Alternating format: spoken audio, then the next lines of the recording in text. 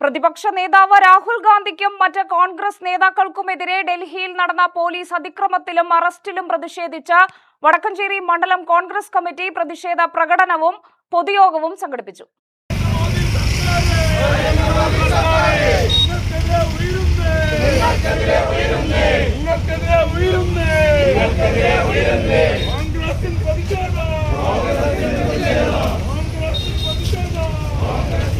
പ്രതിഷേധ പ്രകടനത്തിന് ശേഷം നടന്ന പൊതുയോഗം DCC secretary doctor Arsalan Nizam ഉദ്ഘാടനം ചെയ്തു.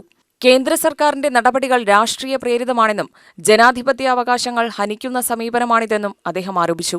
രാഷ്ട്രീയ അഭിപ്രായ വ്യത്യാസങ്ങളുടെ പേരിൽ കോൺഗ്രസ് നേതാക്കൾക്കെതിരെ പോലീസ് നടപടികൾ സ്വീകരിക്കുന്നത് അംഗീകരിക്കാനാവില്ലെന്നും അദ്ദേഹം പറഞ്ഞു.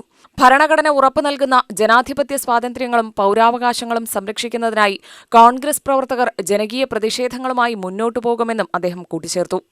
പ്രിയങ്ക ഗാന്ധിയെയും രാഹുൽ ഗാന്ധിയെയും തൊട്ടിട്ട് ഇന്ത്യയിലെ പോലീസ്, നരേന്ദ്രമോദിയുടെ പോലീസ് സമാധാനത്തിൽ ഒരാളും ജോലി കഴിഞ്ഞ് വീട്ടിലേക്ക് എത്തുമെന്ന് പ്രതീക്ഷിക്കണ്ട. ബംഗാളിൽ നിന്ന് നിങ്ങൾ 4 കമ്പനി പട്ടാളത്തെ ഇറക്കുമെന്നാണ് പറഞ്ഞിരിക്കുന്നത്. ആരെ പേടിച്ചുകൊണ്ട്?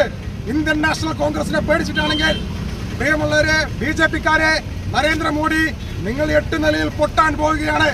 ബ്രിട്ടീഷുകാരുടെ പീരങ്കികൾക്ക് മുന്നിൽ നെഞ്ച് വിരിച്ചുകൊണ്ട് പോരാടി സ്വതന്ത്രമായി കൊടുത്തിട്ടുള്ള പ്രസ്ഥാനമാണ് ഇന്ത്യൻ നാഷണൽ കോൺഗ്രസ് എങ്കിൽ നിങ്ങളുടെ ഒരു ഉമ്മാക്കി കാണിച്ചും ഞങ്ങളെ പഠിപ്പിക്കണ്ട.